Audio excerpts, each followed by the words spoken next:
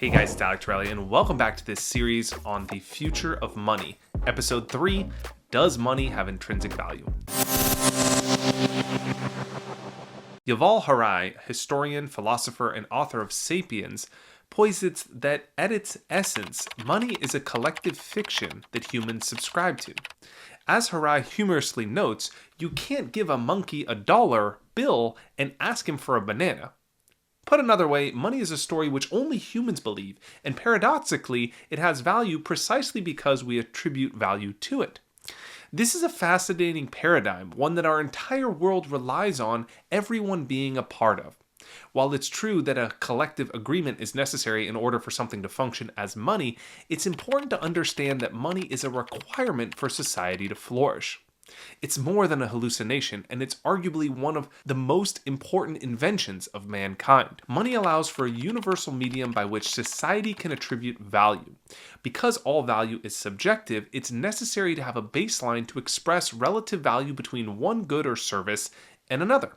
Money solves this by utilizing a common medium to signal price, allowing for economic calculation. Think of price as information about the relative value of something, and think of money as the medium of exchange for this price signaling. Without money, we couldn't agree upon the value of anything, and economic prosperity would come to a screeching halt. Here's the key takeaway. Money is necessary for a functioning society as a means of preserving wealth, facilitating commerce, and determining the relative value between two goods.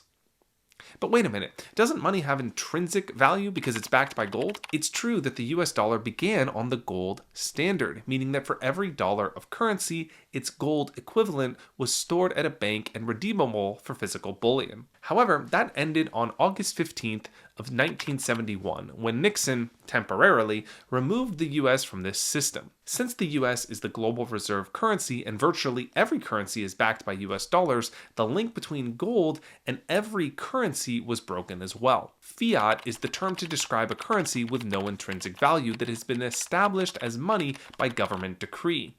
In other words, it's backed solely by faith. The fact that the entire world uses a fiat system gives further credence to the notion that a currency primarily has value because everyone agrees upon it.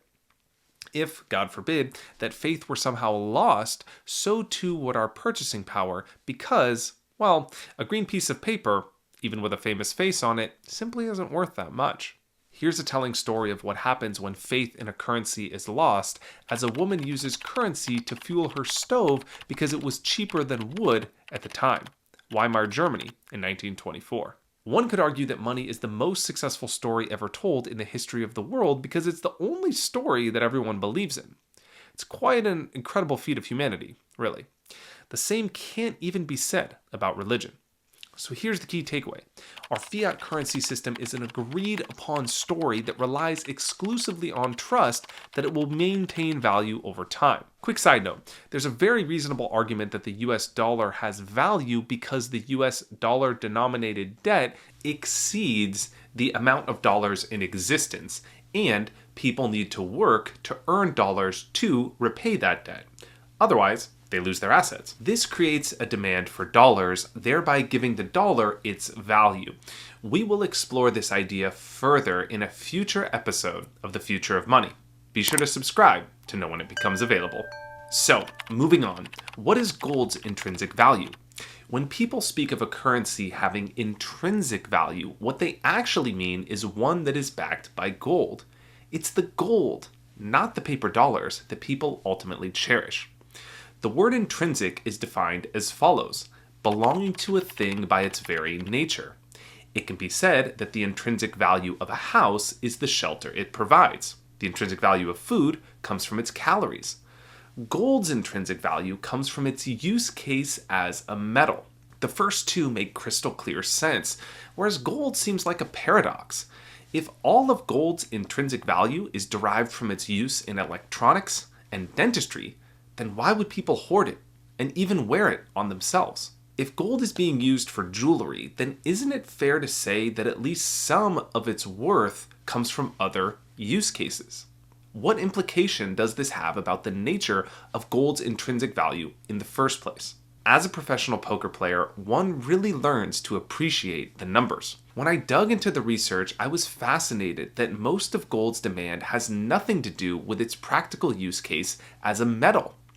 In fact, the majority of gold's demand is from jewelry and as a store of value. Jewelry accounts for more than half of gold's use case, and another 30% is as a store of wealth.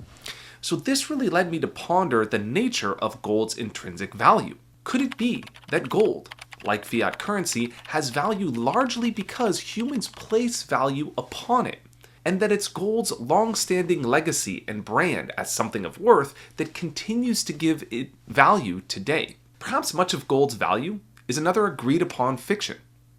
Another story. Warren Buffett once said, "Gold gets dug out of the ground in Africa or someplace.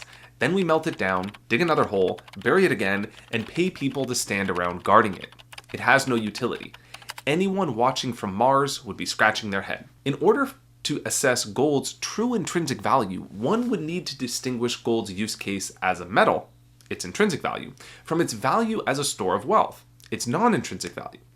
While it's difficult to determine a precise figure, most would agree that if gold lost its significance as money or as a status symbol, its price would be significantly lower. Some argue gold's intrinsic value is its cost to mine, let's say roughly $1,000 per ounce, but as any homeowner will tell you, price doesn't equal value. For example, if John spends $250,000 on a new pool, it's unlikely his home price will increase by the same amount. In the case of a commodity, like gold, value is based on demand, which is largely derived from the collective belief that it will maintain value. Again, to quote Buffett, "Cost is what you pay, value is what you get." Gold is a brand of sorts, and its core product offering, as a shiny mineral, is that it will preserve your wealth over time. Ironically, it's because enough people believe the marketing that the story holds true. Peering into the future, gold's value is correlated to its ability to continue selling this vision to the public. And now here's the key takeaway.